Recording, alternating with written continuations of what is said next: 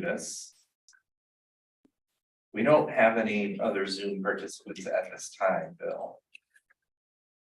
Not surprising.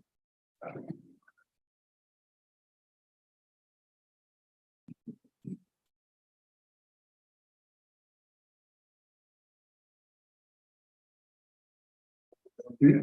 All right, why don't we get started? Thanks, everybody, for coming out tonight. Really appreciate it. And this is a report from the Planning Commission about our progress on reviewing the zoning code. And we're recording the meeting tonight, and that'll be posted on the city website so that people can refer to that. And for speaking out of people who may be watching later, we know that it's hard to absorb all this information as somebody else is changing the slides. So the presentation itself will be posted on the city website, and you can go through it at your own pace. So, all right, next slide, please, Jeff. So the purpose of this meeting is to give you a status report on the project to review the zoning code for the city of Harbor Springs, Michigan. And also to get input and ideas for the Planning Commission as we refine our recommendations. So just to set the baseline about what does a Planning Commission do, here are some important roles that it plays in most every community. And the idea of a master plan is really important in Michigan, where all cities and municipalities are required to have a master plan that's updated every 10 years at least. And it lays out the goals and objectives and tactics that the city needs to focus on for the next 10 years. And we like to think we provide leadership on local planning and development policy. And we advise city council. A lot of the time we're evaluating site plans and special land use approvals and working with property owners about things that they want to build or tear down or any number of things. And we also provide the main forum for discussions about changes to the zoning code. And that's where we are tonight. And here is the Planning Commission. And we've got 9 members. The Planning Commission people are appointed by City Council. City Council members are elected by the people, and then they appoint people to boards and commissions, and we're one of those.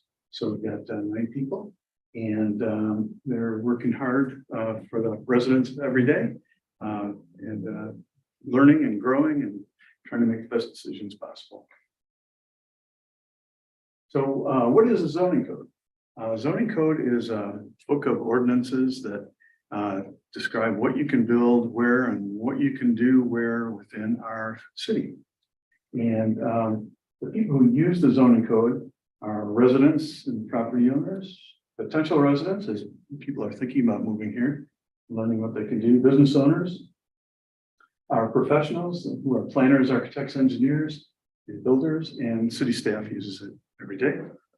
And so some common uses for the zoning code are when we want to build a home or remodel a home, open a business, maybe think about leasing space for a business and learning what you can do in that space, and many more. It's the zoning code is over 180 pages probably, and it's pretty detailed. So that's what that is. And the question might be, so why update the zoning code and why now? And the reason that we're doing that is that the main reason is we just finished updating the master plan, one of those refresh cycles that I talked about. And we have to make sure that the zoning code is in sync with those changes. And then here's a really important one. We want to be proactive in anticipating what our residents are going to need in the future, rather than just sitting there and evaluating site plans and special land uses and everything. We have a chance to actually get out in front and try to evaluate and estimate what our people are going to need in the future. So we're proud of trying to be proactive. And we've got a demographic tsunami coming, and it has to do with aging. We're going to talk a lot more about that. And so we see this is a time to get really proactive. Philosophically, we'd like to provide more choices for residents and property owners about how they use their property and how they configure it. We're really concerned about people and trying to accommodate them as they age and their needs change, and as their household makeup changes. And then the last reason is the household or demand for housing in the region remains incredibly high, almost insatiable. So we'll talk about that as well. And here are some of the resources that are informing our effort. And the first one is the Zoning Reform Toolkit from the American Planning Association. A real thorough, well thought out book that talks about specific strategies that cities and townships and such can take at this point. Beckett and Radar is our hired planning consultant, and they're a multidisciplinary firm based in Ann Arbor, and they have an office here in Petoskey and tons of resources that have been just outstanding. And Missing Middle Housing is a book by Dan Perolick, and this is kind of a Bible for a lot of planning as people are thinking about changes for housing in the future. And then the AARP had put together a very thorough book about their beliefs about what aging residents are going to need in the future. And then the last one is from the Michigan Municipal League. It's a pattern book of homes. It's very interesting about, and the title is This Used to Be Normal. So they talk about some of the housing types that used to be in cities that have fallen out of favor, but are coming back. So we have a lot of professional help and a lot of really well-researched ideas that we're basing our thinking in. And here is a shocking statistic that came out in the Housing Needs Assessment. And this was just published earlier this year. And the data is at a county level, so we don't have data for a city level. So we have to derive that. And but the net of it is the demand for housing in Emmett County, and our population is 34,000 here in the county. People would gladly snap up 865 rental units and more than 2,500 for sale units. Yes, Kate. Is that each year or? No, that's in between, 5 sorry, years? good question. That's between That's 2022 and 2027. Okay. And you know, we're already past 2022. Right. So Okay. in the next 4 years, they estimate this is what the demand is for housing in the county, and it's phenomenal.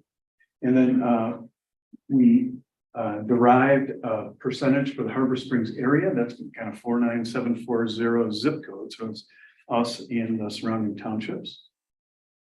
And they show demand for 187 rental units, you know, if we take a proportionate share, and 544 for sale units.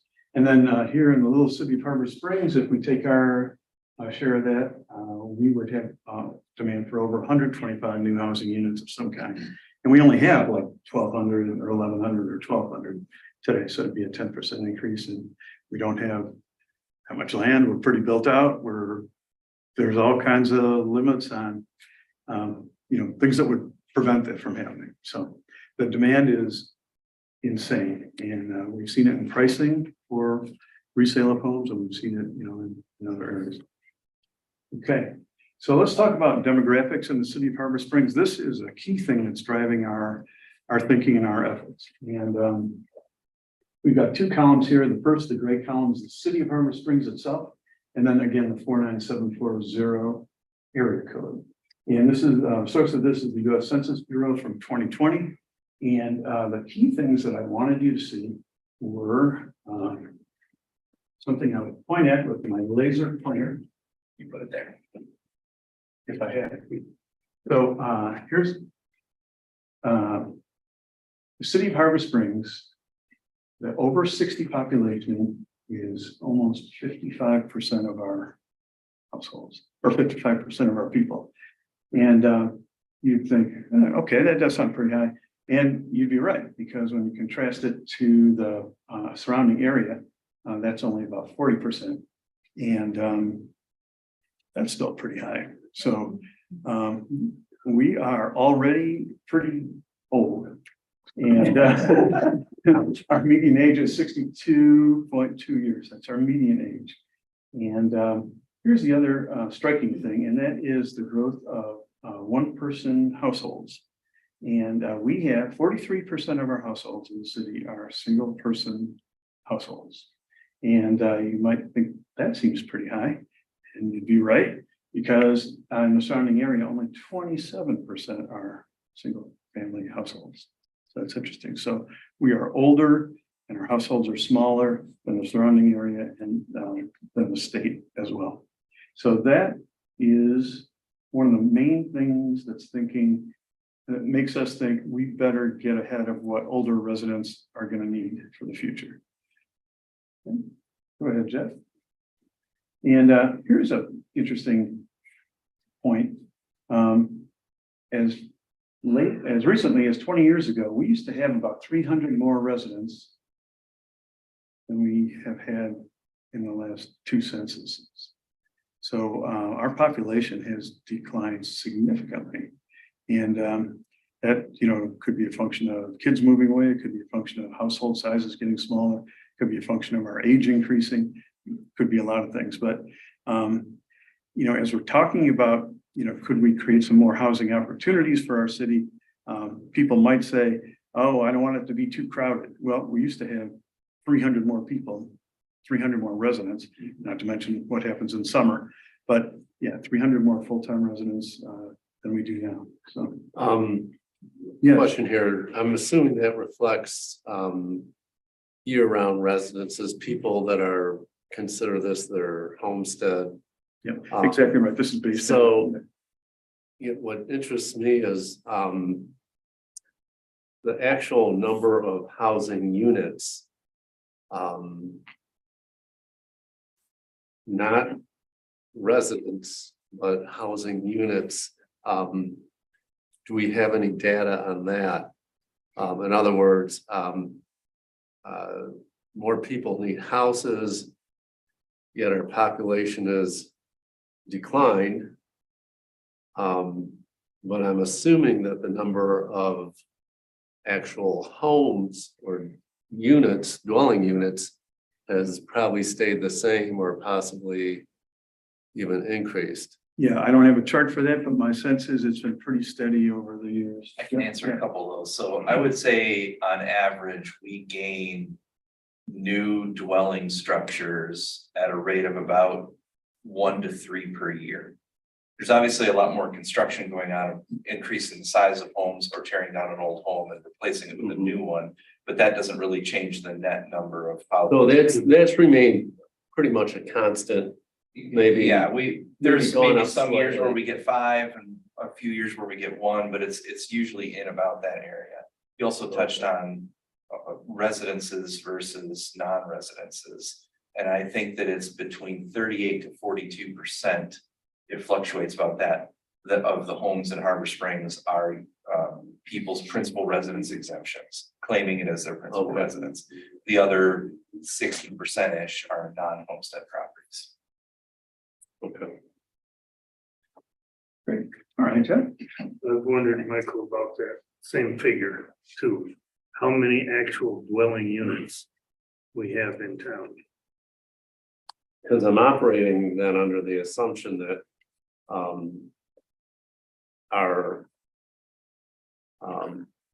that if the number of residents are going down, the number of dwellings are staying the same. Well, we have less residents, per household now. That's one factor, but probably more dwellings are for seasonal residents and such, or short-term rentals, long-term.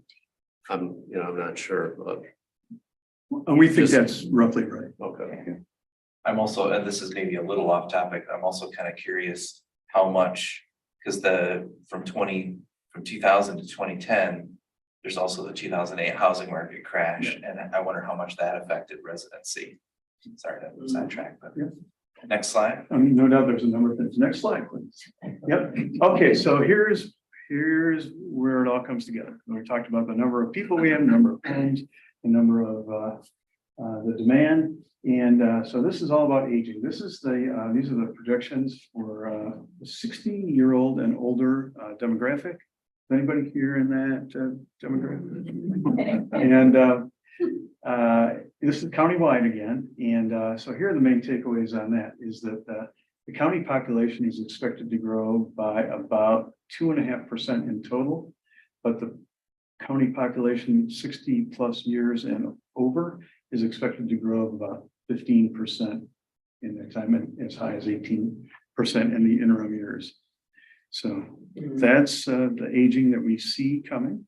And this is a forecast by the state of Michigan Department of Technology Management and Budget. And here's a hypothesis, and that is that the city of Harvest Springs may actually experience faster population growth of the 60+ age group because we've got more, and we seem to be attracting them, more of them, us. Yes. Dan. I have a question. It seems like there's kind of two sides to this issue. One is you guys are trying to address what our aging population will need. Are you also trying to address how we get more young families in the community? Great question. Let's hold on to that question, and we also have a hypothesis about that. All right, Jeff. All right, so here's what we've, in summary of all that, and the other things that we've learned is that we see that households are getting smaller, and this is across the state and across the country. They're getting older. One-person households are on the rise. Remember, we had 40-some%, and in Michigan, it's only 30% across the whole state. Multi-generational households are increasing, so that's an interesting throwback to earlier ages. And makeup, we've learned the makeup of a household is fluid. Kids come and go, aging parents, come and go in your living situation. Friends and neighbors could come and go, who knows what all. And it's almost impossible to define a household or a family these days, because things are fluid. We're concerned about a shortage of assisted living options for older residents or other types of care options. It's likely going to get worse in the future. Older people say strongly that they'd like to age in place, stay in their own homes, and that may be absolutely essential if there's not enough room in another professional, setting outside of their home. And they also say that they'd like to walk and bike more and drive less. And it's interesting that not only older people say that, but younger people say that as well, and they're really tuned into that. And so here's our hypothesis to the question from before. And what we're learning is that older and younger people often want similar housing options. So if we were to implement some solutions that we think would benefit older people, we think you could get a twofer, and there would be extra benefit for young people too. So that's one of the things we wanted to test with you and see how you feel about it. Yeah, Emily. Can you remind me or us where this information came from again? This is an amalgamation of various studies and research and the resources that we read. And we just netted these out as some of the main findings from that whole story. Okay. All right. So here's where I really like to test some with you. These are comments that we've heard from citizens and residents and new residents and the professional community. And they go like this: I don't need this big house now. I wish I could just find a nice smaller one near stores. And from some of our neighbors, they might say, now that I'm older, I don't want to live in the country anymore.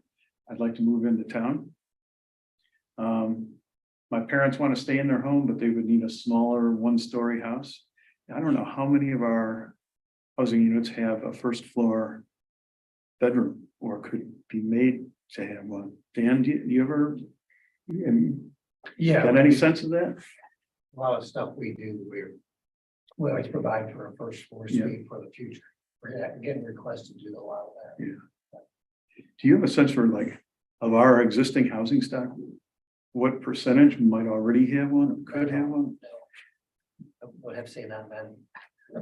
Not many, it's right. Yeah. Older houses. Yeah. What do people in the audience think, just from your experience? Not many? Okay. Yeah, so we got steps, we got flights of stairs, we got porches, we got any number of things that make it difficult for people. Okay. Well, I think the other piece of that is I've got everything I need on the first floor, but I do have 2 bedrooms and a full bath upstairs. So if I wanted to, if I needed somebody, they would have to be in upstairs, downstairs, which may or may not, or it's not really practical for me to I can't make it as a separate unit and rent it, for example. So if you needed a caretaker and we're lucky enough to find one, it would have to be kind of an intimate arrangement where he or she would be living in your house. Yeah. Yeah. And there's no real, I won't say practical, inexpensive way to Yeah. convert it. Like an outside entrance or something. Yeah. You just gotta talk. And Yeah. we've also heard people say, I'd love to have a low maintenance house in town for 6 months out of the year and just travel the other 6 months. Young couples, kids seem to have some different ideas these days. They're saying, I don't want to collect things. I want to have experiences, and it's kind of interesting. And so here's one, we're a young couple and we don't want a big home to take care of. And then for a beginning homeowner, they might say, I'm not ready to own a home yet. I just wish I could rent a nice place and live in this nice town. Does that check with what you hear from people? And Absolutely. okay. All right, thank you for that. All right, Jeff. So here are the implications. This is the kind of the foundation of the thoughts that we've been having about how we could adjust our zoning for the future. It seems that there's a partial mismatch between the types of homes that our zoning code currently favors and the things that residents are going to want in the near future. We think those are smaller, simpler homes, opportunities for low maintenance and no maintenance homes and yards, adaptability for changing household size, private space for extended family members or caregivers, like Kathy just mentioned, and more dwellings that could be rented by year-round residents. So people that would rent a home in Harbor Springs would be residents too. You don't have to own a home to be a resident or to contribute to the community. And there is quite a lot of demand just for a nice place to rent. Okay, so that underpins the thinking that we're making. And why don't we pause here for a sec? Does this make sense? Does it hang together? Do you have you see any flaws in the logic or the findings? Mark? I'm struck that there is a demographic that you're missing here. Okay. You're missing the demographic of the childbearing group. Older and younger are being addressed here, Okay. which you point out, I think accurately, that are shown by the statistics. But I think one of the crucial things that you put in one of the initial frames was the necessity of being proactive, of addressing these things down the road ahead of time, rather than reacting to what the statistics say. And if our master plan calls for a diverse or balanced community, then there's a whole segment of people in between there of childbearing age. We're not really addressing in here. Okay. We do have the schools located in town. Mhm. We do have the, kid type functions concentrated here. So I think, we want to bear in mind that families are somebody. Families are people that maybe too. we want to encourage. Great. Okay, thank you. That is great input. And I think we've been so struck by the aspect of the aging part that it's just overwhelmed everything else. So thank you for that input. That's great. Let's see if we can, check out some of the solutions we're going to talk to you about, see how those check for all the different age groups. I have one Yeah, other bring it on. thing that I'm being struck by here. And I think you've heard this, I'm very concerned about the balance between commercial and residential Okay. in town. And I haven't seen anything yet. I mean, I've seen a tremendous focus on residential here. And yet I think that, and maybe even especially for young families, the commercial aspects of the town might need to be addressed in future proactive planning. Right, great, thank you, Mark. And you're right, we are in mid-course now, and we haven't really focused yet on the business side of things, and we're about to at our very next work session, actually. So thank you very much. Okay, so let's get on to it. So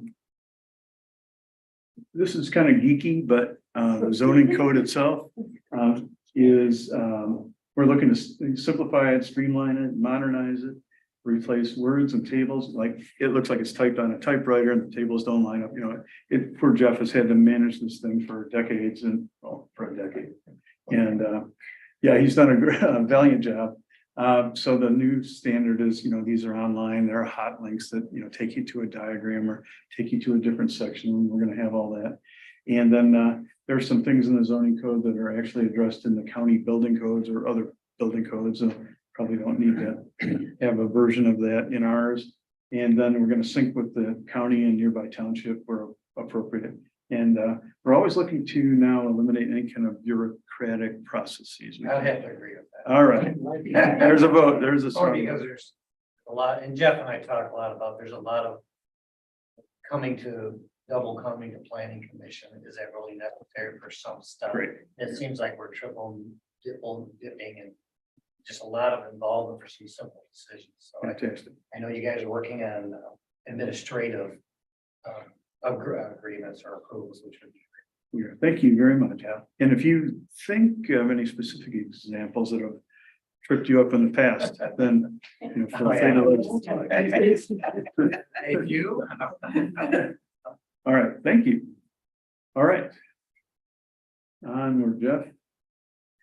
So we're starting with in our simplification and clarification process, starting with the actual zoning district. So in our little 1.5 mile square city, we have 17 zoning districts today. Each have different rules, regulations, measurements, and permissions and prohibitions. And we see an opportunity. And it's been, you know, it's grown up over the decades for good reasons at the time. You know, it's not, people weren't doing capricious things that made sense at the time and it solved a particular need, but it's become pretty difficult for residents to understand and our professional community as well. And we do see an opportunity for simplification and the ease of administration. So what we've proposed is to take our 17 zoning districts down to 9. And this is how we would consolidate them. And the big move is we had 5 or 7 residential zoning districts that all had slight variations or big variations. And we see the ability to collapse those down to really one residential neighborhood zoning district. And then we can take a couple of the bigger, fancier ones and condense those down to something that we're calling residential waterfront. And then you can see that most of the others stay the same, except for we're able to condense a few different business zoning codes down to 1. So let's take a look at that. So this is the proposed zoning map that would take advantage of this consolidation down to 9. And everything that's beige or light yellow is really most of the city, and that's our residential neighborhoods as we're proposing them. And then any residential property that has waterfront is in dark blue, and that would be our residential waterfront. And we thought that those were different enough that they would still warrant to have different zoning requirements. And so for folks who are going to watch this later online, you know, it's hard to absorb all this stuff. So again, the presentation will be posted on the city website. For those in the room, we have some boards and you can really get your eyeball right up to them and check them out if you'd like to. All right, Jeff. So here's what the majority of the residential lots in Harbor Springs would be set up like. We've set a minimum lot width of 52 feet and a minimum lot depth of 132 feet. And that's a bit smaller than most of the ones that existed in our previous zoning codes. But the basis for these comes from our existing smallest lots in the city already. And so we believe that those are pleasant, safe, comfortable, and attractive. So let's just set it at minimum. That's not to say you have to have a lot this size. You can have any bigger lot that you want to and that you can afford and that makes sense for your property. And the maximum lot coverage stays at 35%. So that's the footprint of your buildings on your property. That stays unchanged. And the minimum dwelling size went down a little bit and we synced up with Emmett County zoning. So again, 560 square feet might grab you and say, ooh, that's really little. But nobody's saying you have to build a house that's that small. In fact, we'd be extremely surprised if anyone did. You know, it just doesn't make sense these days. So, but we had to set a minimum. Okay. And then in terms of the primary structure on the lot, we've got a new approach here and we're seeing the front yard setback.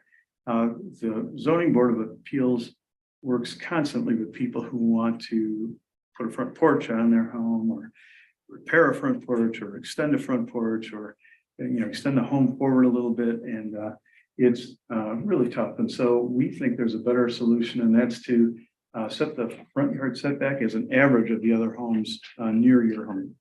And so that would make it look consistent and it would give you a bit more flexibility as a homeowner. And then we have a theory that a front porch is so beneficial that we're proposing to let that extend 7 feet beyond the normal front yard setback. If it's not enclosed, you know, and it's not, you know, real blocky and massive. And the side yard setback would be 8 feet or 12% of the lot width, whichever is greater.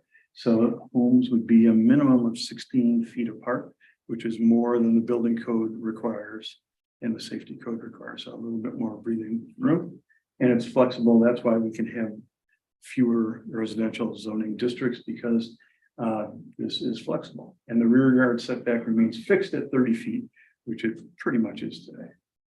If I could just add one more thing, that front yard setback, part of the purpose of that, some people have brought forward concerns of my neighbor will have a porch that sticks out too much farther than mine. And this was a method that we came up with that we thought would help make sure that porches and homes were taking into consideration neighboring properties when coming up with where they would be able to build, to help with some consistency there, that one person wouldn't be able to be too far forward from any other property. That Thank helps you. provide some background on that. That's great, Jeff. Thanks.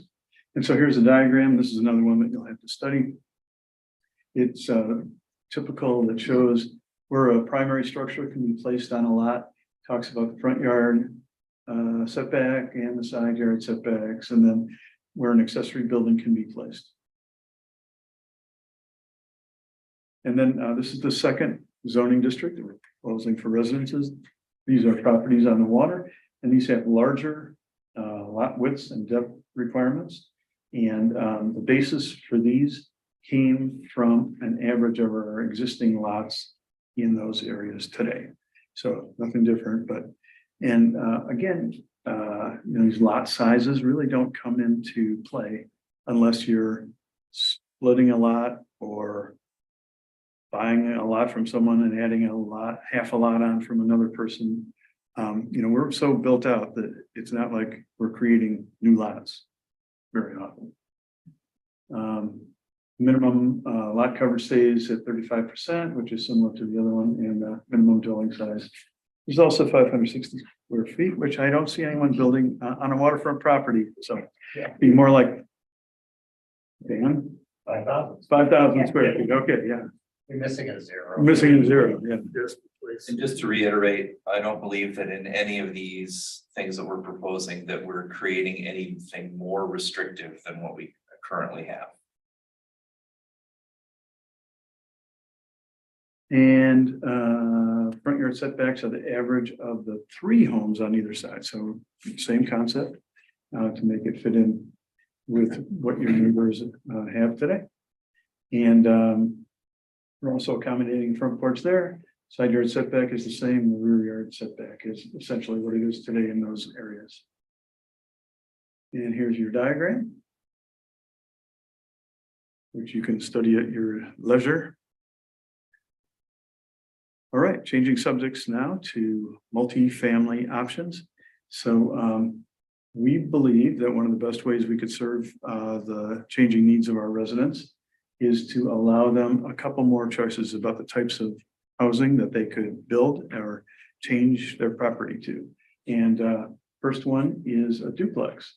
And it's an old, time-tested concept, but it's fallen out of favor lately. And some communities have been very concerned about duplexes, and they frankly, haven't always looked the best. And so we think it's time to revisit this for Harbor Springs, and we're recommending that we allow them. And we allow some really good-looking, effective ones. The benefits are they can be attractive and they can preserve neighborhood character. They could allow an owner to have some income potential to rent out one side or both sides, long-term, only long-term, not short-term. And could be an efficient approach to meet missing middle housing needs. And we're proposing that duplexes be allowed in all residential neighborhoods as well as the B1, the new business area. And the requirement is that it would have to meet the same setbacks as a single family home. And so if that were the case, it shouldn't look any different other than having a couple front doors. No, excuse me, how do you get it to look like that, though? I mean, are you gonna have design guidelines or? Well, yes, we are. What a fine question. Thank you. Jeff, can I you think go? that's one of the reasons people are so afraid of Yeah. duplexes, is what has Yeah. happened in the past. So here's what we're thinking is that the zoning code will actually contain descriptions and illustrations of the types of duplexes that we're looking for, kind of best practices in terms of materials and, perhaps, a broken roof line, some, Dan could probably describe our concepts better, but, That's a front hard surface. one because architecture is so subjective to what looks good and what doesn't look good. You get people in the room and everybody, that's a real tough one to get, to try to control. I mean, I think one seemed to me like years ago, Harbor Springs actually tried a architectural critique board that I think didn't go very far. It always seemed to go down who had more money in the coffers, like what you want, and what you don't want. So that's a tough one. we agree. That's Well, I really think- tough. We agree. I think we came up with some ideas of how we could provide some guidelines. Yes. Without getting into really architectural review, that would be like Better way. maintaining that there's more than one roof line. Maintaining that the 2 front doors shouldn't be on the same plane That would of be helpful. of a wall, that they're offset to provide it some more character so that it doesn't look like just a big square block. Right, because we know that character is something that's important to this community, and how can we ensure that we're doing something to preserve that without getting too involved in architectural review, because people have said they don't want that. And I don't, yeah, obviously, we do a lot of work on a week of times, and it's all about aesthetics. And like, is that for you? I think the hard thing is that, and you do great, 'cause I call you all the time, so Jeff, I would sit down and go through something with you. That program would be helpful for somebody trying to do something like this, that says have preliminary meetings with the city before launching and going forward and showing up a full set of drawings. I think it'd be nice if the city consulted with Dan or somebody though on like what things you could put in there that would, make it more palatable instead of you guys that aren't architects trying to figure it out. Sorry. Again, that's a tough one right there, but We I know. think where you're heading makes sense. Great. And remember, we, the city, or we, the other residents, don't get to tell people what their single family home looks like either. So, and I would never want to. I had a few at a meeting tell me, but that's okay. Everybody's entitled to their own. So I have a question, So Joe. subjective. Yes, Nancy? I'm sorry. Yeah. about duplexes and no short-term rentals. We have duplexes here now that are short-term rent. So that is an issue we're gonna have to look at. Yes, If it we is. allow duplexes by right, which you know I'm in favor of. But to say that they can't use them as a short-term rental. When they've been doing that, there's gonna be some issues with that along the way. Lucky we have a very sharp city council that can help Oh, yes. develop the guidelines on it. Bill, do you discuss parking, that would be one thing that would impact this, right? We have thought about parking. We had a few different ideas. I think we came up with a list of like 7 or 8 things. I think we're gonna revisit the topic to see how many of them we want to keep in place or if some of them may be not necessary. But I think we're gonna revisit that topic in the future. We are. So the other thing that we'll talk about soon is an ADU, an accessory dwelling unit. See it in the 3rd bullet there. And we're saying that if you have an ADU, you can't have a duplex or vice versa. So on a lot, you wouldn't have a duplex up front and an ADU in the back or over the garage or something. Like that would be too much.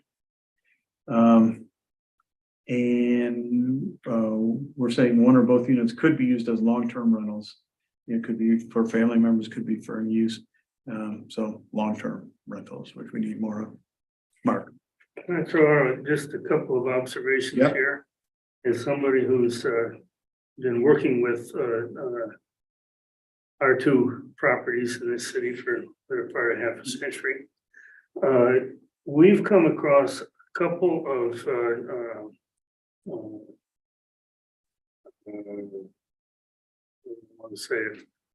technical obstacles to having duplexes, that we've come to the conclusion that we're not really so happy that we have duplexes.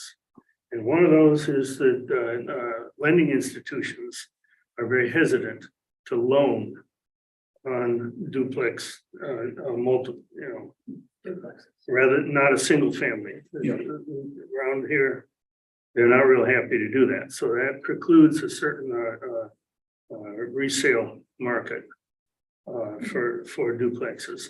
Secondly, with federal tax regulations, you suffer penalties in terms of the capital gains exclusion that you can't take the whole property as a capital gains exclusion. So these are intrinsic and built-in obstacles that I think would weigh on some segment of a duplex-oriented market as opposed to a single family. Because only part of the property can be your homestead. Right. And so what, tax wise, that's gonna be something that owners need to be aware of is, So while it's a good idea to say, we'd like to encourage these things, I think there are going to be other obstacles that preclude people from building those. Great points. And that brings up another point is we're not saying that all these are great ideas for you or for many people or everybody. All we're focused on at this point is providing some additional options in case somebody thought that this would be a good solution for their family or for their finances or whatever. Mhm.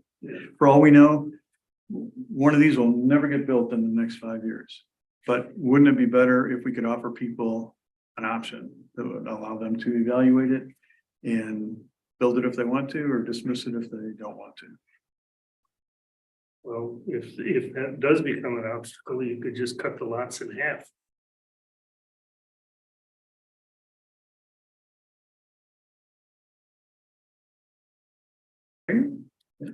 That's Just as an option. actually a really good point, as far as when we're talking about setbacks and things like that, because not that Harbor Springs is there yet, but to consider those 2 units as 2 separate ownership opportunities, you would need to have zoning that allowed for a 0 setback. Otherwise, you're creating an owner renter or a double renter situation, or you have to do a small site or a small condo for 2 units or something, which That's probably the overcomplicates. better way to do it. Where you can have, and that happens like with our properties already, and we're getting a little bit sidetracked, but you could certainly do a duplex. And where the whole site is looked at as one property for zoning purposes, but then it's condominiumized into unit 1 and unit 2. Right. And you've completely bypassed the concerns that you had because you're not purchasing both units where you're now a rental on this half. You can However, have separate ownership on each one, and now it goes back Right. to single family purchasing. now you're putting an entire new level of regulation on there, that being the level of the condominiumization. It's different options of how you'd like to govern your own property at that Right. point, whether you want to Right. own it as one property with 2 dwelling units or separate or whatnot. Well, these are just the obstacles that we personally have had to deal with our properties. Sure. Thank you. I didn't know all that. More information than you want. You learn new things, man. Okay. You ready Oh, for and next? the other point is that we're saying that if this makes sense for the community and we should allow it by right, so no special approvals, but have to comply with all the requirements that you would for a single family home, same envelope, same setbacks, same sizes, same footprint, same everything. And it shouldn't be a whole extra set of approvals. No, these type of buildings, say one gets built and it meets all the setbacks. It wouldn't come from the planning commission or the zoning board. It goes to the, it's just like whenever you need anything on the other project, it comes to you, Jeff, you review the plan, and you issue the zoning permit. These don't require special uses, What we're proposing, okay? and I want to say that because I don't want anybody that Right. listens to it thinking that this is already how it is or anything. But Right. what we're proposing Right. would be that if this gets approved as we're designing it, that it would be an administrative approval. Certain things you do want to go to as a special land use so that you can have that higher level of oversight. Yes. But at the same time, we've had a lot of topics where, special land use process can be a very time consuming, costly process for people. So if we think that this is something that doesn't need that higher level of scrutiny, then maybe we could get by with an administrative approval, making sure that we have specific rules and regulations in place so that it conforms to a standard that we think is appropriate. That sum it up well. Yeah, let's go to the next slide and talk about one that we do think requires special approval, and that would be a triplex. So we think one step beyond a duplex, it would make sense to have a review that would be special land use approval. And again, triplexes would need to meet the same specs as a single family house. So same envelope, same setbacks, same lot coverage, everything. So, and you'd have 3 front doors instead of 2. And quadplexes, we think is a bridge too far, that it wouldn't make sense for Harbor Springs and wouldn't look right. We could be proven wrong, but that's where we're coming down today. Okay. And then the next topic is accessory dwelling units, ADUs, and this is a red hot topic in the zoning world and the building world, and it's taking the country by storm. And an accessory dwelling unit is a secondary house or apartment that shares the lot of a larger primary home. And you can't buy or sell these things separately. It's an accessory building to the main dwelling.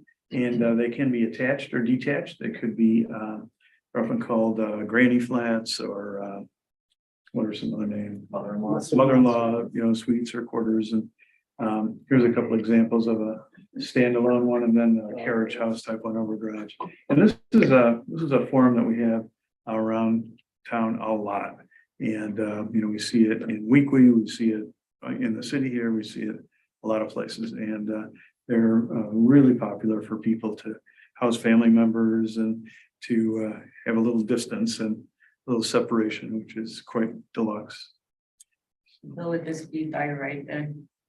No, No more special, I can't recall. Where did we come on that, Jeff? Did we even talk about that? I think we did talk about this a little bit. Right now, special land uses for guest quarters are our most probable, special land use requests. And I think we're getting to the point where we feel that most often there's very minimal concerns regarding their approval. The only concern that we had, and I guess this would be potentially the one aspect in our zoning regulations regarding setbacks where we may be getting a little bit more restrictive. Predominantly, guest houses have been very highly looked at as far as their bringing them into the community, except for one situation.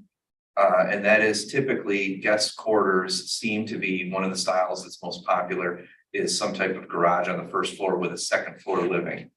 And with our old regulations in some districts, accessory buildings were permitted to be as close as 5 feet to the property line. And that was a concern that was brought up at many special land use meetings. 5 feet with a 2-story building that close to a property line seemed to be a concern that neighbors had. And so in some of those cases, there was a condition that it would be moved a little bit farther to help with that. So we did propose to modify the accessory building setback from 5 feet to 10 feet to help alleviate that. So it was more in line with principal building setbacks for the side yards. That was the one thing. So I think we were leaning towards not having it be special land use, but with that added criteria. Again, this is a progress report. We're wide open to input about Absolutely. concepts or processes. Okay, Jeff. And the benefits of ADUs, they could allow a property owner to adapt his property or her property to changing household configuration. And we've seen them provide housing for younger or older family members. When COVID hit, a lot of families coalesced and people with guest quarters had a good place to put people. And it could also allow residents to provide housing for a caregiver or property caretaker. Kathy, this is what Kathy mentioned early on, is my thought is if you're competing to hire a caregiver in the future when they're pretty hard to get, if you could offer a housing situation, it might be an extra inducement to pick you. And it could also provide low maintenance, no maintenance living for older people, and could be used as a long-term rental for the community. And we think it retains the character of the neighborhood pretty well. Again, not a perfect solution.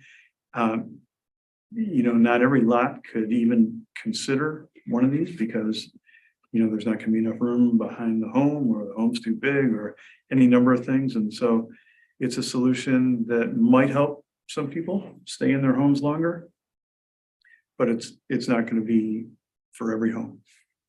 But it doesn't make sense for us to offer a possibility to people to use this approach if they want to. All right, Jeff. And because we are in kind of mid-process right now, here are the things that we are going to talk about. Allowable uses for all proposed zoning districts, and this is where the rubber meets the road. And there's hundreds of different uses listed for all of our configurations.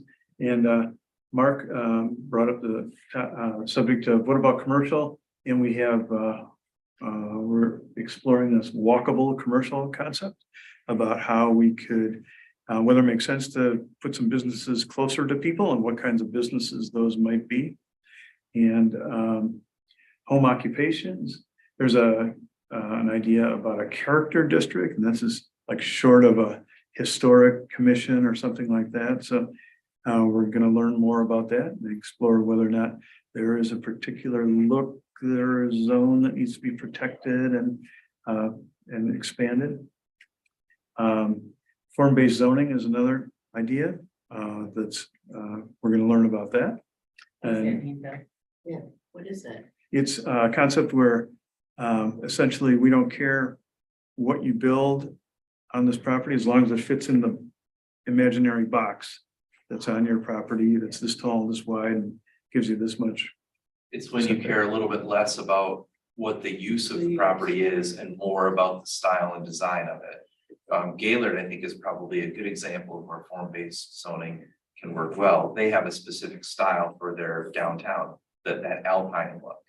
So what you could say is, it doesn't matter whether you're this or that, or that, you know, retail or office or whatever your restaurant use, we want you to have that alpine look to the new building you're going to do.